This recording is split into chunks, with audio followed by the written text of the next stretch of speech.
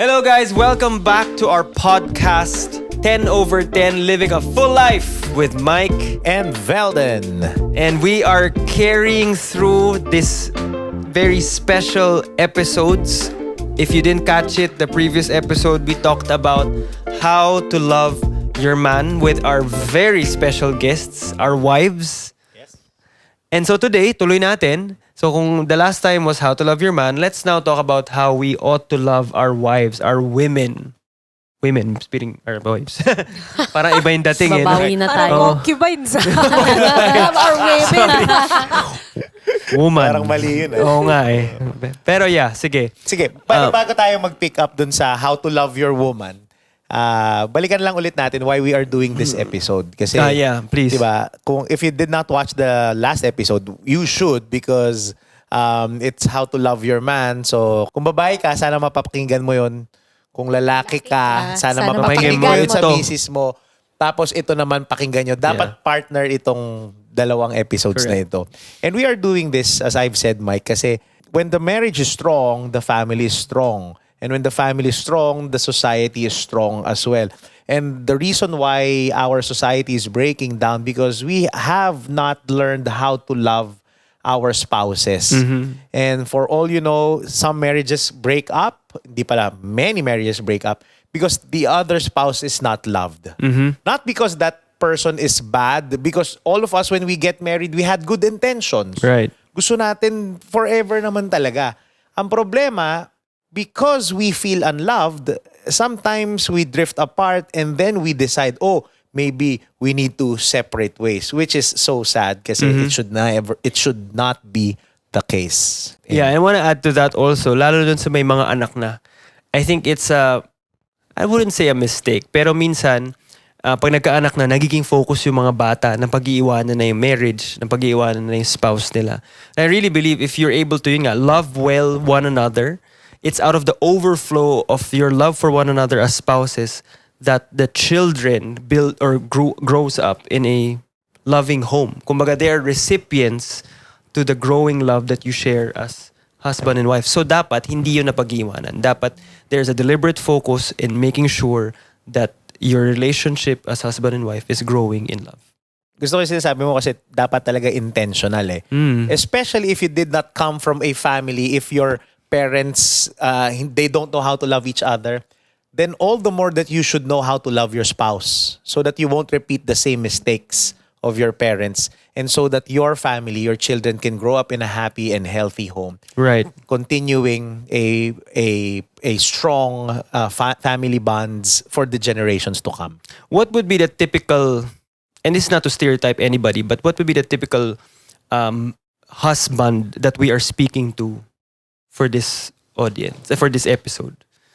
Ako, I believe we speak to all the husbands here who would really like to know how to love their woman. Kasi minsan, it's not a matter of intention eh. Lahat naman tayo gusto nating mahalin. Gusto natin. Hindi lang natin alam. Hindi natin alam. No. And Yeah. truth is, this is not taught in school. There's no school for marriage, no school for dating, there's no school for relationships. And sometimes the way we handle marriages and relationships, we just, it's modeled by Right. our own parents. Tapos minsan may mga babae pa, may mga wives na they find novelty or they find some sort of, I don't know, fulfillment na kailangan alam na kagad ng asawa nila how to please them, how to love them. Na hindi nila ibibigay, hindi nila i-disclose kasi kailangan alam na niya yun. Tapos parang pag nalaman Kailangan niya, I mahula feel ka. loved. Kailangan mahulaan. Ako naniniwala ako to a certain degree, tayong mga lalaki, tayong husbands, we're dumb. So you might as well tell us, you might as well spoon feed it to us so that we can fulfill it, do it, and carry it out and make you happy. Correct. Diba? So And- sige. So let's start it. Yeah. So, how to love your woman. Speaking of promises, of dreams, I'd like to invite you to my Holy Land pilgrimage this coming April 19 to 30 entitled Renewed in the Land of Promise. I will be there, Father Joel Hasson will be there, and we will have a 12-day Holy Land pilgrimage walking where Jesus walked, getting to experience and renewing our faith once again.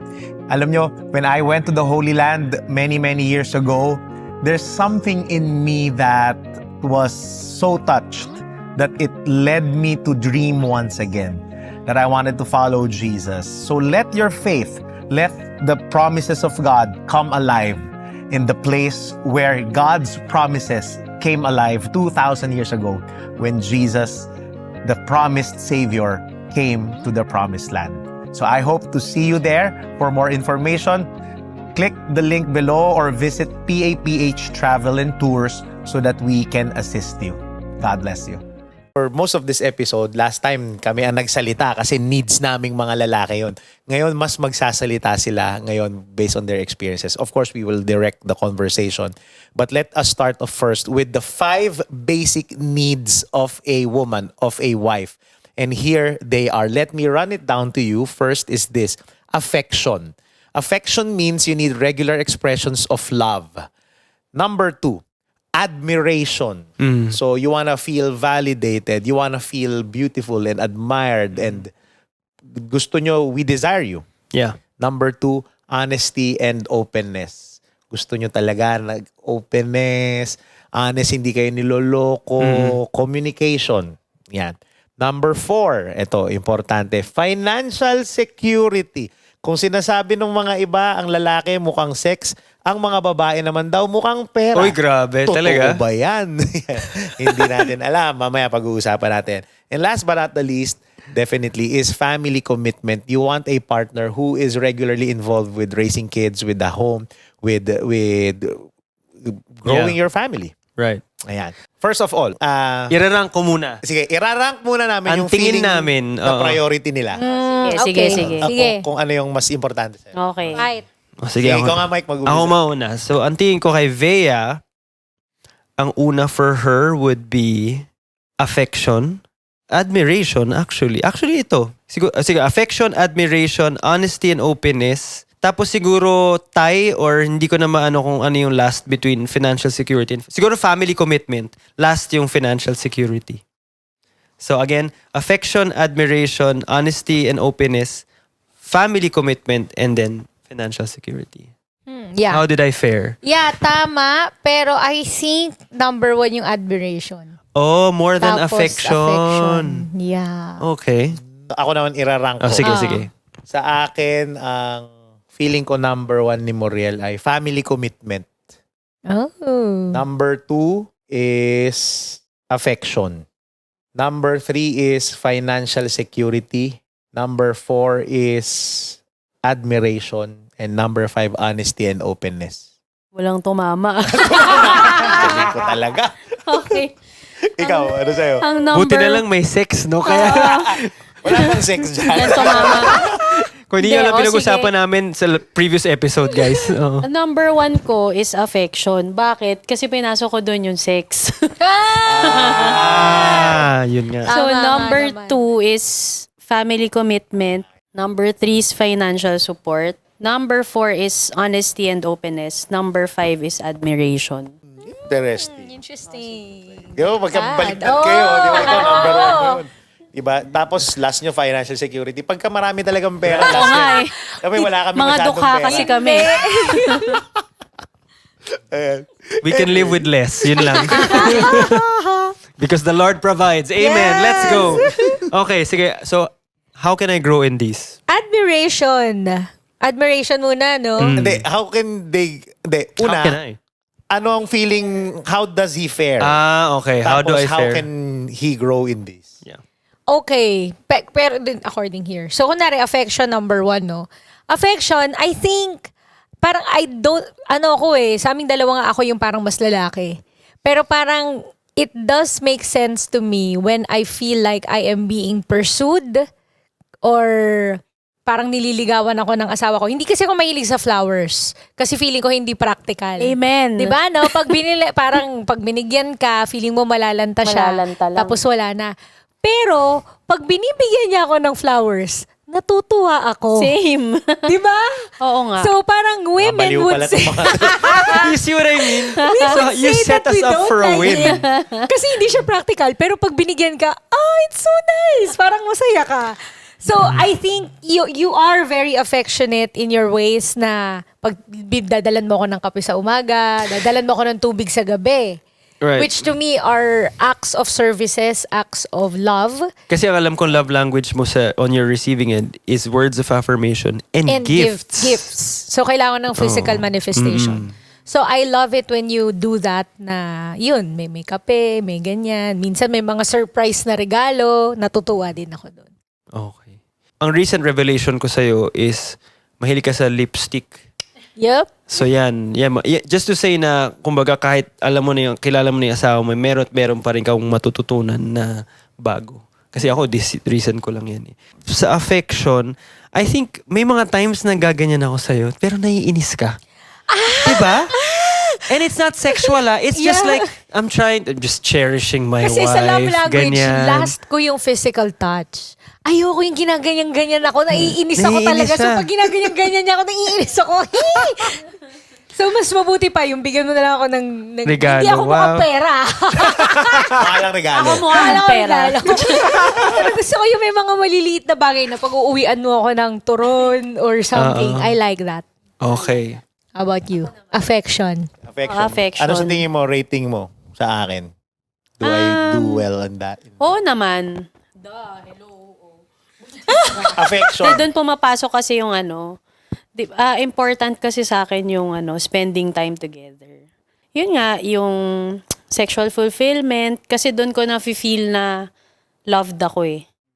Na-realize ko lang ngayon.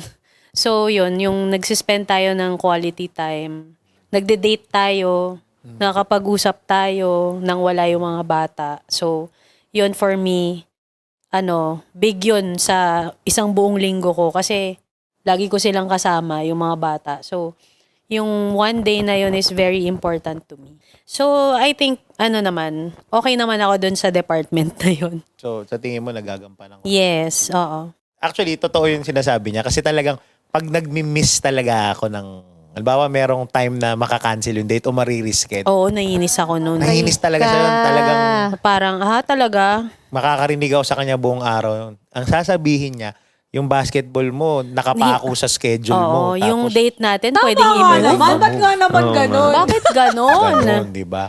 Ang hindi na ako magpapalusot. Tsaka just How to like love your you, woman. Alam mo man eh. gusto ko rin yung very vocal ako sa kanya about this. Yung, kunyari, alis siya. Pasalubong. Magmi-me time. Kunyari, nag-ride siya with Nagmotor ako isang araw eh. Tapos yung galing siya ng Tagaytay. Tapos alam mo yung nag-expect ako na, kasi alam niyang mahilig ako sa pasalubong eh. Oo. Kahit ano. So, nag-expect ako ng ng Buko buko pie. pie or Buko pie, yung oo. tart. Tapos parang, wala siyang uwi. Talaga ba? Mali yun. Hindi niya. Mali yun. Mali Kasi yun. very vocal ako na, wala ka man lang pasalubong. Every time yun paglalabas siya, wala ka man lang pasalubong sa akin. Hindi mo man lang ako naisip. So yun, very sa akin yun. Natatandaan ko talaga yun. In defense to Velden, nung nagbagyo kami, tapos bumaba tayo, stop over tayo sa Rebel Bakehouse. Ayun, yun. Sinabi ko sa Ikaw kanya. nakaisip yun, nun, croissant. Ay, hindi, Hindi, sinabi mo sa sinabi ko kanya. sa kanya yun. Okay, Sinabi okay. niya. To be fair, kasalanan ko talaga yun. Mahilig talaga siya sa pasalubong. Ang problema ko ito, dahil hindi ako mahilig sa pasalubong, nakakalimutan ko yun. Kaya nga, it's very important for couples to really know the love language of kung ano yung gusto niya. Lalo na kung sinabi niya. Kasi alam niya na talaga yun dati pa. Para akong bata. Para akong sila Zion. Yeah, yes, I Pag uwi agree. mo, dapat meron kang pasalubong sa akin. Kaya ako hindi ako mahilig sa pasalubong.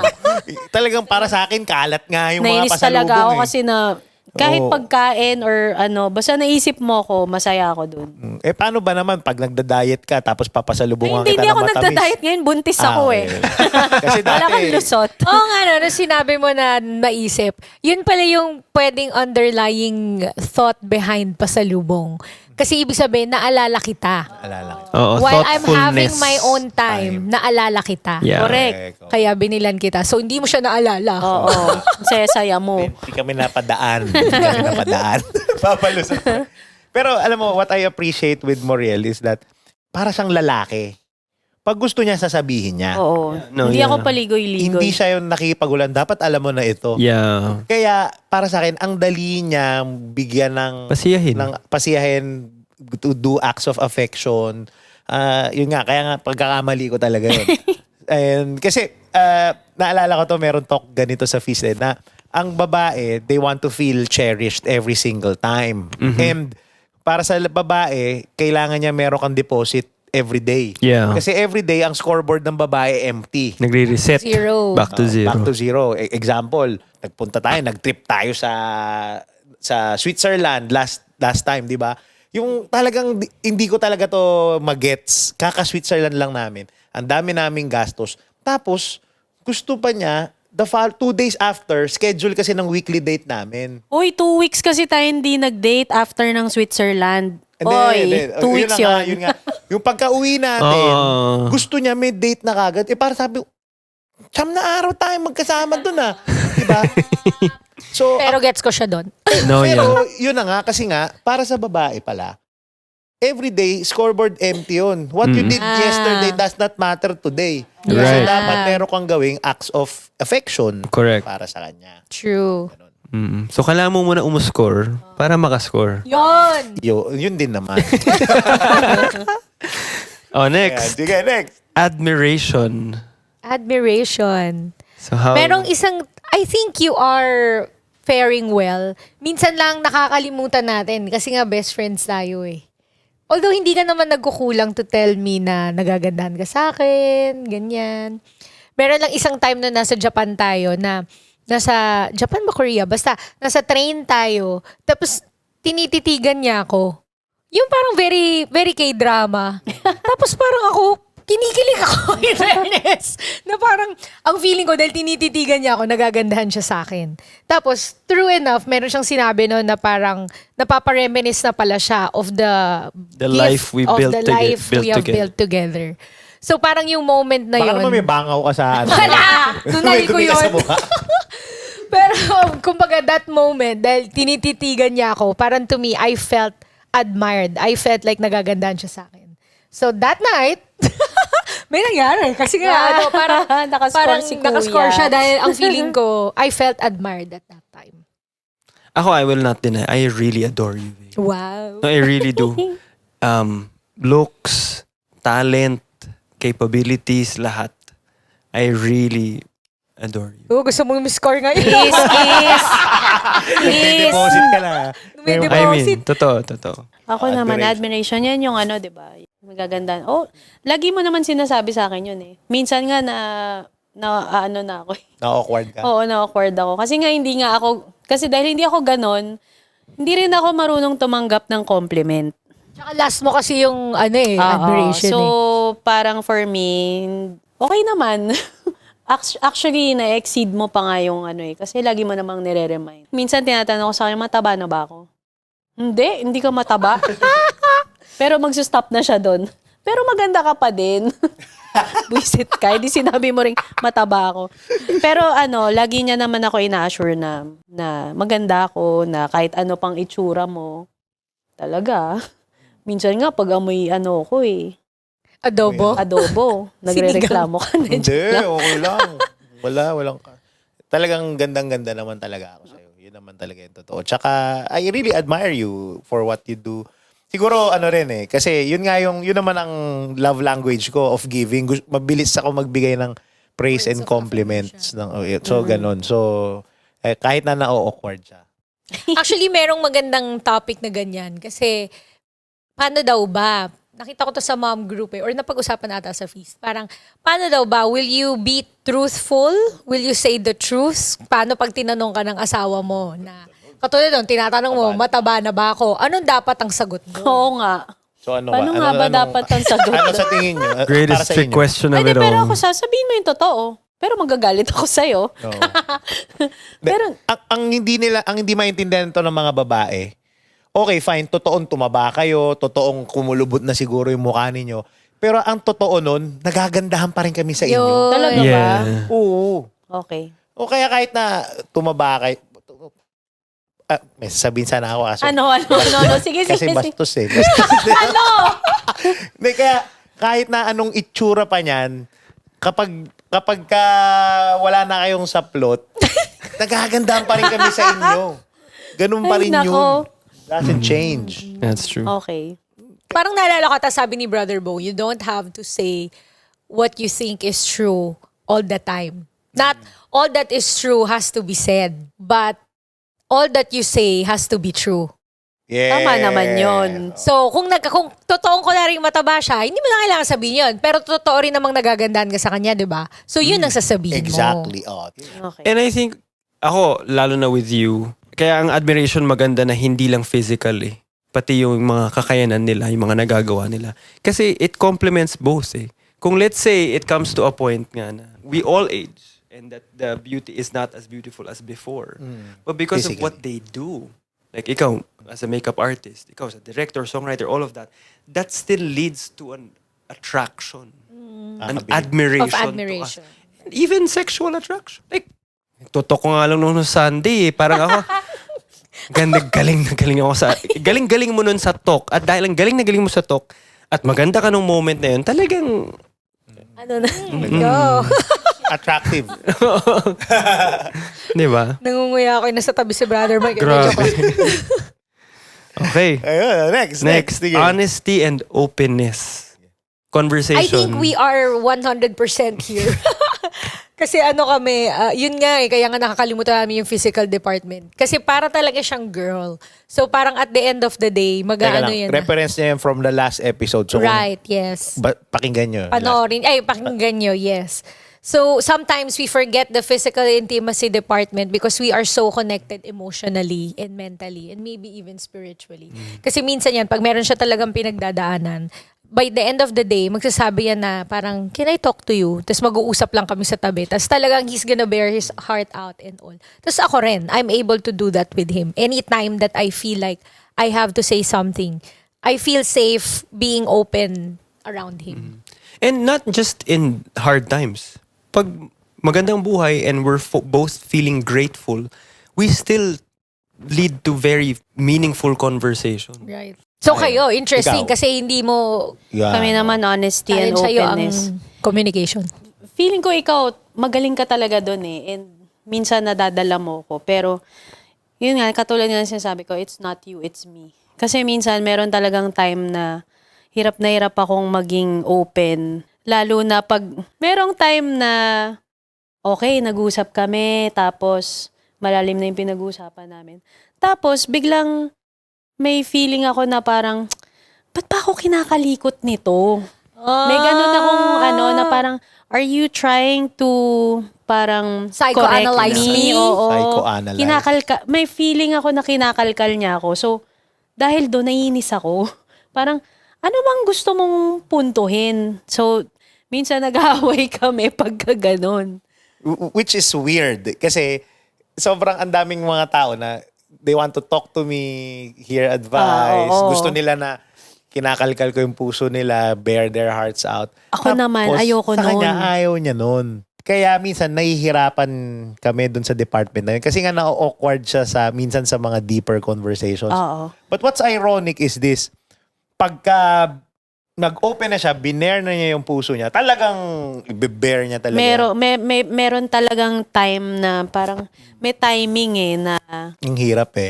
mahirap eh. Kaya 'di ba sinasabi ko yung aware ako na yung most vulnerable state ko is yung pag sex. Pero Lumalambot siya. oo, yun, lumalambot ako. Pero yung kunyari, yung mag-uusap kaming ganyan, may tendency na parang feeling ko, tinatry niya akong i-fix, i-correct, kinakalkal niya, na ayoko. Basta weird. Pero isang time, year-end. Ay, ayaw ko niyan. Nag-year-end kami. First time namin ginawa this Parang year. ako, Nag-year-end planning. para saan? Gumanon siya, sabi niya, gusto mo mag-year-end planning? Okay. Sige. Tapos, may nakaprepare ako na questions. Tapos sabi niya, ano ba yan? Bakit Parang mo- reflection for the Parang year, reflection Tapos for gano'n. the parang year. ako, kailangan talaga ba yan? Oo. Yun na nga eh. Merong dumaan na pusa. ako, parang sabi ko, hindi, parang kahit ayaw mo, kailangan natin Oo, itong pag-usapan. pinilit niya talaga yun. I put my foot down. Sabi ko, hindi, pag-usapan natin to. Tapos parang ako Mag-reflect nakukornihan tayo. talaga ako. Nakukornihan kasi siya. Pero ang ending nun, natuwa din naman siya kasi talagang lumalim yung usap namin. Umiyak Nag-iyakan pa ako. nga kami. To the point na na-fix yung issues namin, yung kailangan namin pag-usapan. And yun nga kasi minsan akala niya hindi niya need. Pero yun, katulad nasa 5 basic needs yun eh. And since that usapan na inaayawan niya at first, nag-breakthrough kami, tapos ngayon parang mas kami, mas open kami, tapos nag-iba yung energy, nag-shift. So, ayun. Ayoko kasi nang umiiyak. Alam mo, Ayoko tama nung- yun eh. Basic need siya. Pero baka kaya ayaw mo. Kasi nga, walled up ka pa. Baka it's a matter of timing na Oo, hindi yun ka pa yung- ready to bear Yun din it yung out. sinasabi ko sa kanya. May time na pagka ayoko mag-open up, hindi talaga ako mag-open up. Pero once na nabuksan na, wala na, tuloy-tuloy na yun. I think the key to always a deeper, meaningful connection with your partner, with your spouse, really has to go through a level of vulnerability. But that's hard, I understand. Kasi nga, you're letting your hair down, you're bearing it all, and so you're giving license to that person, perhaps judge you or even hurt you at that moment. But then yun nga, if it's a trusted and safe space, then we are assured, or we can assure you na you can say it all, bear it all, and our love for you will not change. Our setup is weird kasi usually ang lalaki ang ayaw mag-open up. Oo. Right. Diba? Madalas ako Oo yun. nga, yeah, good to talk Oo. about this. Sige. Ako yung nagsha-shutdown. Pero ito ang natutunan ko. Over the years na, dahil alam ko nga minsan may wall siya, ayaw niya kinakalkal, ayaw niya minsan mag-open up. Ako, ang ginagawa ko, I look for cues.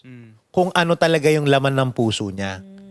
Yung mga reklamo niya, yung mga paulit-ulit niya na rant, kahit na nagre-reklamo siya, okay, iniisip ko, okay, parang galit ka sa akin, pero iniisip ko, no, yung reklamo niya na, yung galit na yon, merong malalim na need yon na hindi ko na-a-address. That's a good way. Na kahit Good hindi looking niya good. sabihin, I'm trying to figure out ano kaya ang need niya, ano kaya ang ganyan. So, sneakily, inaalam ko na hindi niya alam. Itatry ko address. Kung matatry ko mapag-usapan good. Kung hindi, I'll try to figure out and address it on my own without her even in opening up about it. Kasi minsan, di ba, na, lalo na sa mga babae, gusto niyo open ng mga lalaki, tapos minsan nagwo-wall out. O, kamusta ka na? Okay lang. Pag tinanong mo, kamusta yung party? Okay lang. Pero hindi niya, gusto niyo malaman yung mga chismis ng Pero mga sa tao chismis doon. gusto ko. Pag chismis gusto niyo. Di ba? Pero, ang lalaki nga talaga, hindi nagkukwento, usually. So, kailangan yung i-take yung cues na kung, paano nga ba? Ano kaya yung underlying need? Next is, last two, financial security. Financial security. Yan, Yeah, of importante. course. You are. Talaga ba? I think you are because to me, yung financial security is not so much a matter of number, but me seeing that you have the willingness and the drive to work hard for the family or at least make sure that the family is provided for. Kasi meron recent dito na professional Nakwento ko yun sa one sa episode ibang of the episode in the podcast. past. Meron siyang professional decision na feeling niya nagkamali siya. And because of that, na-feel namin yung brunt nung tightness na parang, uy, parang medyo sumisikip na ang buhay parang ganon. Pero siya, parang for the longest time, last year pa yun, pero hanggang ngayon, parang hindi pa rin niya mapatawad yung sarili niya. Laging ano pa rin siya na, feeling ko I'm not providing enough, feeling ko ganito, ganyan. Pero parang ako, tama na yan, okay na yun. Kasi nakikita ko naman yung hard work mo. Kumbaga, hindi ka naman tatamad-tamad na wala kang ginagawa at all. Kumbaga, I see your drive and to me, that's enough. Kasi at the end of the day, ako, naniniwala ko na si Lord pa rin yung mag-provide. So in that aspect, we're good. Thank you. And just to add a layer to this conversation, we did feel that tightness. Pero ang galing ni Lord, as you said, provided. Pero pinadaan ni Lord yung blessing. Hindi sa akin, pero sa kanya. Sa career niya. So again, that's something that I guess husband and wives have to talk about, di ba? Na, kasi minsan may mga lalaki, and I actually felt it, I admit, na parang, Lord, sana pinadaan mo na lang sa akin yan. Kasi financial security, gusto ko nga siya i-secure. Pero, kumbaga, dinaan niya sa'yo na it secured the family, it helped us out. And I had to deal with that myself also. But, again, I had to, I think, lay down any kind of pride. I think it was pride ultimately. And, yun nga, thankfully, you did not rub it in my face and say, oh, tinan mo, mali sa ginawa mo, ako pa yung kumikita ngayon. Never ko narinig yun sa'yo. And I appreciate and I'm thankful na you see my effort. Even if sometimes it's not as fruitful as I want it to be. And it's not as if, naman, to be fair with you, it's not as if tumatambay ka lang, wala kang ginagawa. Nagtatrabaho ko pa rin naman eh. It's just that both of you are working and then maybe at this particular moment, she has the bigger chunk. Again, it all boils down to roles, di ba? Galing. Yeah. There's a financial need that both of you need to fulfill as a team, as a couple. And then, kahit kanino dumaan yun, okay lang. Basta, klaro sa inyo yun na yun ay para sa inyo at sa inyong pamilya. At iisa na rin ang, we're not two, we're one. You're one, oo. Money is my money. My body. Sabihin ko pala, My body is your body. Joke lang. Okay. Okay, oh. Sige, tayo. Tayo naman. Okay naman tayo eh. I mean, ako, thankful ako kasi never kong na-feel na, kasi 'di ba yung goal mo na parang, gusto ko ma-feel mo na hindi ko kailangan magtrabaho or I don't need to be pressured in contributing financially. So, dun sa part na yon, kahit na meron tayong financial issues ngayon, May problema. may problema tayo, hindi ko nafe-feel yung pressure na, kailangan kong magtrabaho, kailangan ko siyang, although minsan talaga naiisip ko yon, pero kasi nga ganun nga ako kabilib sa kanya, especially ngayon na may fourth baby na. So, parang nakita ko sa kanya yung, basta may nag-shift eh. Mas naging siya, mas naging Driven. mas naging driven siya. Compared nung wala, parang, very lax, ganyan. Tapos, nung nagka-fourth, parang iba yung drive niya. So, thankful din ako kasi parang, may feeling ako na nag-level up. Na may something na nangyari, kaya, ngayon, sobrang focused mo, unlike before. Parang, we're finally doing something about this. Susolusyonan natin. And yun naman yung importante. So, basta blessed lang ako na feeling ko, hindi ko kailangan, swerte ko dahil meron akong option to stay home with my kids, to nurture them, to have time with them, na hindi nagagawa naman ng ibang Right. nanay. Na yung ibang nanay gustong-gusto naman yung nasa bahay, naalagaan yung mga anak nila. So, yun. Thank you. Kaya kung gusto nyong sumipag at yumaman, Madaming kayo anak. ng marami. 4. Mali yung takeaway. No? Pero yun nga, kasi ako, yun talaga ang, I take joy and pride in providing for my wife and my family. Yun talaga ang number one goal ko, that she works out of passion, na magtatrabaho siya hindi dahil kailangan niya magdala ng pera, magtatrabaho siya kundi para sa sarili niya, for purpose, sanity. for her sanity, for passion. So, kahit naman nung time na sobrang driven siya sa career, laki niya kumita, talagang ako as much as possible, kahit na pera niya, pera ko, pera niya.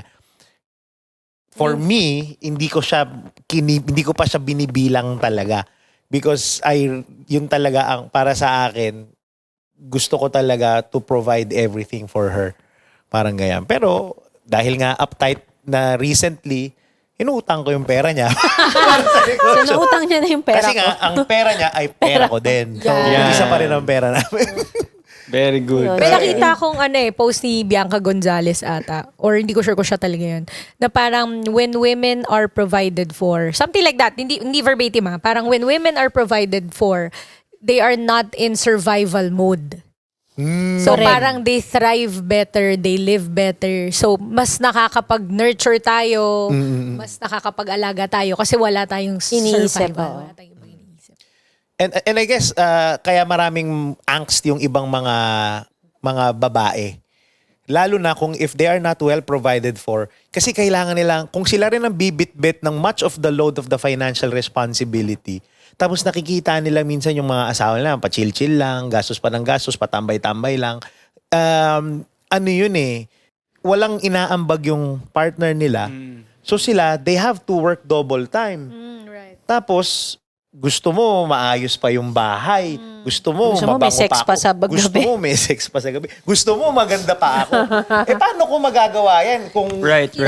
Kinuha ko na yung role mo. Oo. Kaya ganun. Kinukuha yan yung energy ko eh. Kinukuha, Oo. di ba? So that's why, if you want to demand more from your wife, again, give more instead of demanding. Right, yeah. Babalik na naman tayo doon, di ba? Ganda nun ah. Thank you. Very good. Last one. Family commitment. Yan. Super thankful ako that you are, I really feel like you are a co-parent to me na talagang hands-on ka kay Kyler. Kasi napakaliit ng pasensya ko pagdating sa pag-tutor ng mga assignment. So yan, siya talaga yung mostly gumagawa nun. Pero minsan meron din ako. Pero merong clear roles and I know that you are very much involved. So I'm thankful for that na minsan kasi meron ding mga pagkakataon na may season na pag meron akong event, ako naman yung nakakalimot. Ako yung kailangan ko mag-step back sa home management. So pag nangyayari yun, siya yung nag-step up. Siya yung mag-aayos ng mag-iisip ng baon ni Kyler. Ganyan. So, yun. Ano kami talaga? Kumbaga talagang teamwork kami pagdating sa family commitment, sa family support. Ako naman, sa tingin, Kinakabahan na ako eh.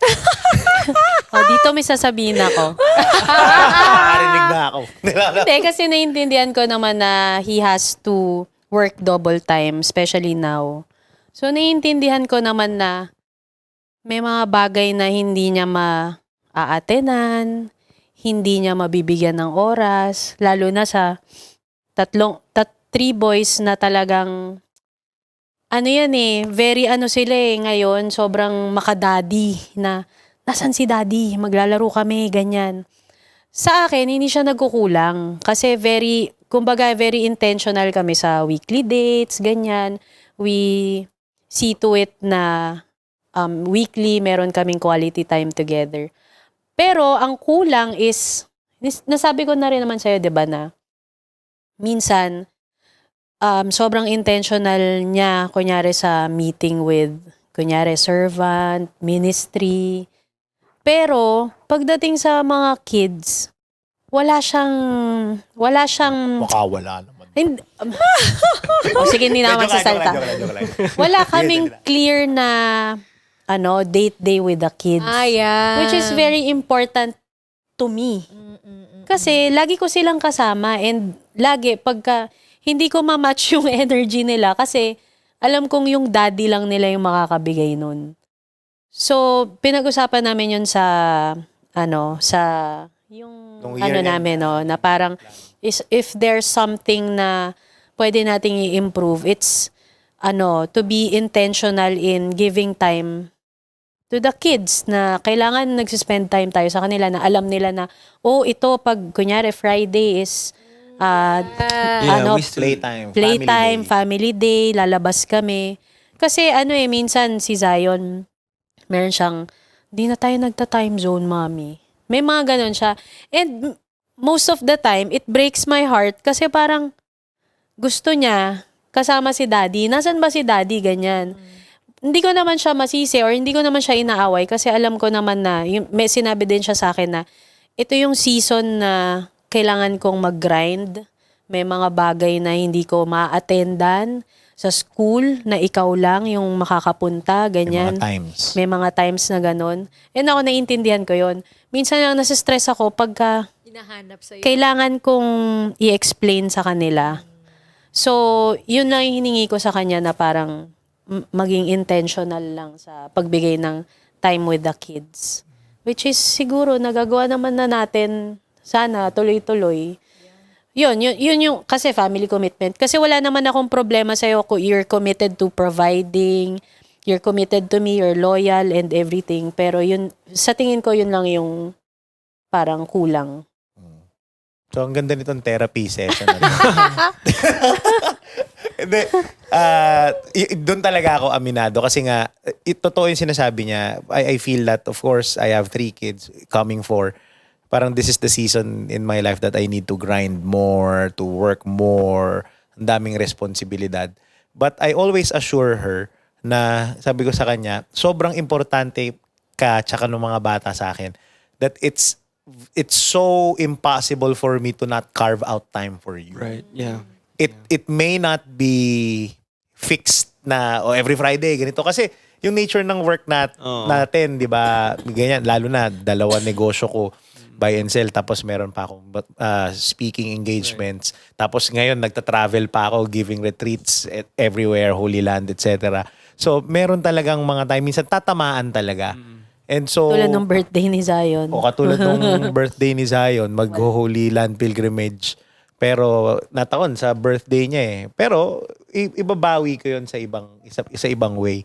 And sabi ko sana, sa sobrang importante ng pamilya, imposibleng hindi ko ma-attend yun. It's just that kailangan mo i-taper down yung expectations kasi meron talagang moments na magko-conflict yan sa mga ibang Yeah. And ako naniniwala ko, for example, pwede naman kasing I'm always available to them eh. Pero that's the tricky part of being a dad, 'di ba? You need to sometimes in order to provide, you need to be out of the house. And in order to nurture them, you need to be not working and to be in the house. So you can't have it both most of the time, 'di ba? Buti sana kung anak tayo ng DPWH contractor. Hindi naman eh. 'Di ba? Pero so something's gotta give. And naniniwala ko pagtanda naman pagtanda ng mga anak ko, maiintindihan nila lalo na pag naging tatay din sila. That their dad, that no matter how busy he is, he's always trying to carve out time for them. And hindi nga lang siyempre maybe hindi kasi minsan sobrang bilib nga niya sa akin eh. So akala din niya kaya kong ipin down lahat ng every Friday talaga ganyan. So ganon. Parang but I'm doing my best on that end at this moment. I think naman, it's a common thing if you're a good parent, and I think by God's grace we are, to always have in the back of our heads or even a big in our heads na if we're doing right for kumbaga we're doing right by our children. Kumbaga number 1 if not number 2 concern yan parati sa atin. In fact, I'll be honest to say na even if you say that I do give time for Kyler, I always still ask myself, one, am I doing things right? Am I messing up his life? Am I making the right decisions? Am I guiding him well? And then I check my heart also, and I'll be honest in this podcast to say na, is my heart for Kyler greater than my heart for my ministry? Always a check. Kasi parang, pareho mong alaga eh. Pareho mong mga anak bilang shepherd, pastor, ganyan. Pero syempre, ito yung in-entrust sa'yo ni Lord biologically. So I have to make sure that Kyler does not get the lesser end of the stick and my flock gets the best of me. Right. So it's still a struggle. Yeah. I think one thing na when we were talking about family commitment, maybe just to add and then we'll end, another dimension to this, I think, if we talk about family commitment, are in-laws. Hindi lang immediate family or ganda. children. Maidagdag natin dyan yung in-laws. I think hindi natin to napag-usapan nung previous episode when loving a man. Pero sa atin, I think I honor you when it comes to family commitment, when it comes to in-laws. Kumbaga, in this season, you deliberately dated my mom, you reached out to them, you give them gifts, ganyan. So I think early on, we had troubles there because I would coach you, sabihin mo to, gawin mo to, and you'd get irritated. But now, kusa, nagugulat niya ako sa'yo, talaga, imimit mo sila. Nag-mature na tayo, guys. Character development. I-date mo sila, ganyan. And I'm thankful for that kasi at least they also know na you're part of the family and that you care for them genuinely. I think malaking contention usually ang in-laws, no? Pagdating sa, kasi isipin mo, yung asawa mo, titira ka sa isang bahay na you didn't grow up with, and hindi kayo pareho ng values most of the time. You don't have the same sets of habits and ways. Pero yan, pinili mo yan na pakasalan. So may commitment nun. Pero yung in-laws, kumbaga, pinakasalan mo yung asawa mo pero kakabit yung in-laws. So now, you have to live with them Package too. Package deal. So nung simula, parang kami nahihirapan ako kasi parang ang feeling ko nun was I was people-pleasing my way into building a relationship with them. Pero sinabi mo rin sa akin, ikaw rin nagsabi sa akin nun na parang sinabi mo na when you do something for your in-laws, think of it as you loving Mike. It's your way of loving your husband because when you love your in-laws, essentially, you're loving your husband. So, yun ang natutunan ko over the years. Ayun nga, nagkaroon tayong character development. So, I have learned na I have to be intentional and deliberate about it. Because my in-laws are not going anywhere. They are part of the family. So, the moment that I married you, I married them. So, might as well work on my relationship with them. Very good. Ang nagulat ako, hindi ko alam sinabi ko pala yun. Nakalimutan ko na. So, Sige, yeah. ikaw, would you like to chime in? Huwag ka matakot kahit in-law mo ko. Hindi, sa amin, sa bahay na lang. Perfect example. Yeah. Good, Kasi good to mami mention. ko tsaka daddy ko nasa bahay, di ba? So, Sa amin nakatira. so parang natutuwa lang ako kasi over the years, talagang nakita ko naman kung paano niya mahalin and considered family talaga na talagang, alam mo yun, malaking bagay yun for us eh. Lalo na for him, yung pressure na, uy, hindi lang yung asawa at anak ko yung dala ko. Kasama ko yung mga in-laws ko. So, merong mga time na talagang ako, nagigilty din ako kasi parang, alam kong hirap na siya, pero meron pang extra na kailangan niyang pag-providean, ganyan. So, thankful ako doon kasi never ko naman na-feel na iba yung yung mami at daddy ko sa kanya. And kahit yung mga kuya ko pagka pumupunta dito, very welcome. Yun. So, kahit na hindi lagi hindi kami lagi lumalabas kasi magkakasama na kami sa bahay eh. Unlike yung sa side naman ng Lim, binibigay ko talaga sa kanya yon na dapat every week. Walang palya yon na naiintindihan. Kasi sa ibang families hindi ganun. Yeah. Right. Hindi talaga na parang kailangan ba weekly nagkikita, ganyan? Kailangan ba isa-set aside yung time na ito, Sunday? Merong time na, basta bago pa lang kami, si Zion pa lang nun, parang naisip ko na, gusto ko yung Sunday is family time namin.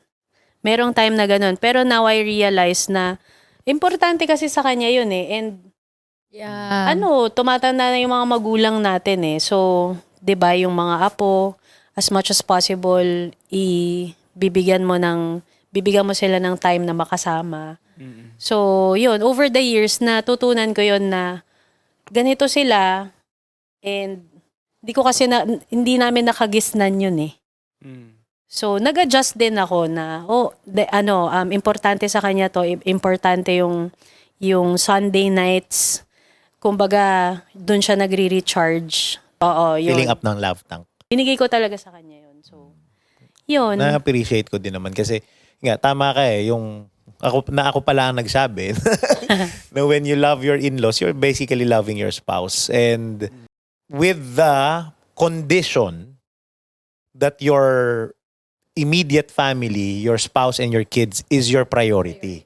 Right. Yun naman ang lagi ko sinasabi sa kanya. Halimbawa, pagbigyan mo ako dito sa in-laws, pero hindi nangangahulugan nun na hindi kayo number one. Kapag, halimbawa, ang usapan namin, pag may conflict sa in-laws, I will handle it on my own. Yes, that's Ako the right bahala ko way. mausap sa nanay at tatay ko. Ikaw din bahala ko mausap sa nanay at tatay mo. So, pero, whenever we are making a decision, we are not out there to say yes to them and please them. We need to consult first what's important to our family. Kasi priority yung pamilya na binuo natin bago sila. But that does not mean that we don't love them. Ay, sorry. It's just that we are prioritizing the family that God has entrusted us to build. Right. Good. So we went through all the 5. Thankfully, medyo pumapasa naman kami. 75. Muntik na ako sumabit. Kamuntik na. But yeah, it's good to always know these needs and not forget about them kasi these are things na porkit ngayon pasado kami, kailangan namin ituloy-tuloy pa rin yan. It doesn't mean na, okay, we've achieved this and so it's an ongoing journey for all the couples. In a nutshell. Go, So please. kayo, if you are going to put it in one word, how can we love you better? How to love a woman? Kasi kami, respect di ba? Ako, naisip ko lang be intentional sa lahat ng ginagawa mo. Mm. Yun. Intentional in giving time, providing. Yun. Be intentional. Be intentional sa lahat ng bagay. Mm. I guess it's interesting because kahit na ayaw sabihin to ng maraming mga babae, you want to be led. You want a Tama. man who has a direction. You want a man who is a leader. Kahit na minsan meron kayong gustong gawin sa sarili ninyo. Naniniwala ko not just women, everyone, even men, they want to be led. And lalo na sa inyong mga babae na if the husband is strong and has a clear vision, and then you are willing to follow. But you need to be intentional. You need to be clear. And when we make it happen, then it's easier for you to feel loved. Parang ganon. Kasi at least alam nyo may plano at iniisip namin kayo. At alam namin kung saan nyo kami dadalhin. Yung True. Ako siguro connection. In a way that I know I'm not alone in all things. Not to say that I do feel that, but pag tinitingnan ko lang yung thread of, kumbaga, kung anong common sa kanilang lahat doon sa 5, I think it's me knowing that I am not alone in the things that I do. Kumbaga, in leading the family, yung provision sa family, yung affection, lahat siya, parang at the heart of it, I think I do want to feel that I'm not alone. Amen. Galing. Here to end, we husbands are really accountable to God for our wives and our families. And if I could just share this verse, I won't go through it anymore as much, but just highlight one part. It was new for me to actually learn this, and it gave weight to that reality na we are accountable to the Lord for our wives. 1 Peter 3 verse 7, it says, "In the same way, you husbands must give honor to your wives. Treat your wife with understanding as you live together. She may be weaker than you are, but she is your equal partner in God's gift of new life." Yung weaker, saka na natin pag-usapan yan. Alam ko controversial yan sa iba. But here's the line, and this is what struck me. Treat her as you should, so your prayers will not be hindered. Now, it may seem na parang, okay, pakabay tayo sa mga asawa natin para sagutin ni Lord yung mga dasal natin. That is not what Peter was saying here. So, Peter here makes a connection between a husband's spiritual life to how he treats his wife. So God takes how we treat our wives seriously. You cannot dishonor your wife. You cannot dishonor your wife and expect intimacy with God. The conduct of your marriage affects your spiritual life. So note, Peter is not teaching, be nice to your wife so God will reward you with answered prayers. Hindi yan yung sinasabi dyan. It's about spiritual alignment, not spiritual bribery. Peter is saying, if you refuse to love your wife, your heart drifts away from the kind of heart that truly communes with God. So kung gusto natin mapalapit kay Lord, if we want more of God in our lives, Peter is saying, that happens when you love and honor your wife. The heart that you build in loving and honoring and caring for your wife is the same heart that God needs from us to be intimately close in our relationship with Him. Amen. Ang galing lang kasi kahit sa sarili na kong buhay nakikita ko yan na talagang kapag iniisip mo palagi yung asawa mo, it's impossible to not be closer to the Lord. True. Kasi if you come to think of it, basic teaching on vocation, meron 3 calling ang tao na importante, especially for us Catholics. The calling of God to know and love God.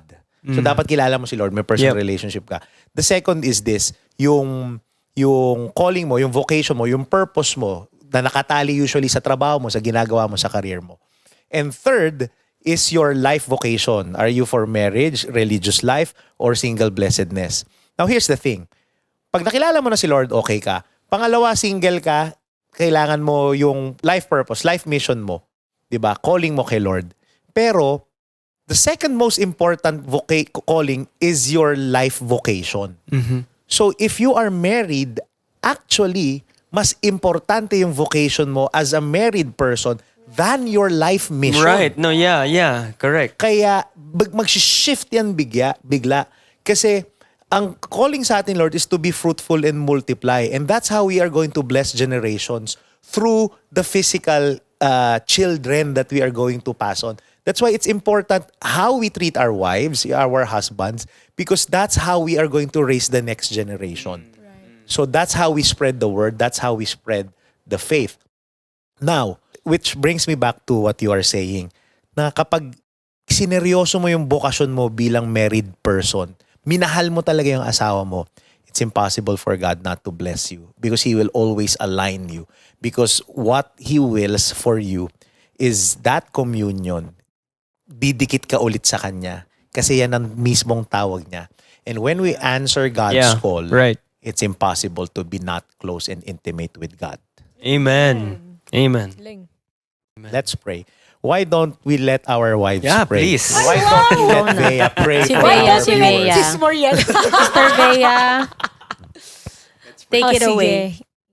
In the name of the Father, the Son, the Holy Spirit. Amen. Lord, we thank you for the calling, the life vocation that you have placed on our lives. We thank you for our spouse. We thank you, Lord, for bringing us together. We know, Lord, that you have blessed us with this person to make us holy, to bring us closer to you even more.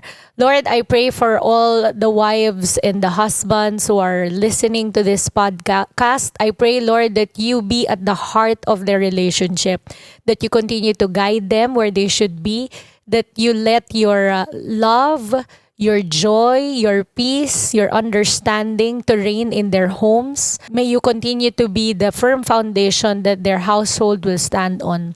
We pray, Lord, that you bless us with holy, happy marriage so that we may bring forth good children into this world who will eventually be followers of your name.